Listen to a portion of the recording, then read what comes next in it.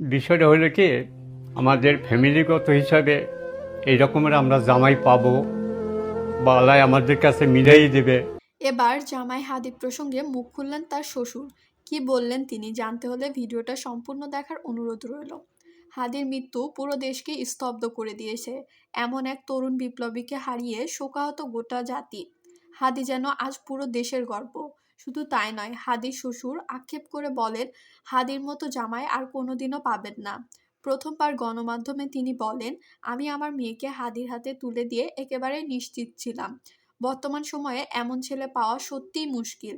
তিনি আরও জানান, হাদির পরিবার সম্পর্কে আগেই খোঁজ নিয়েছিলেন। পরিবারটি ধার্মিক এবং হাদির সুনাম চারদিকে ছড়িয়েছিল। কোনো দ্বিধা না রেখে আমি আমার মেয়েকে হাদির হাতে তুলে দিয়েছিলাম।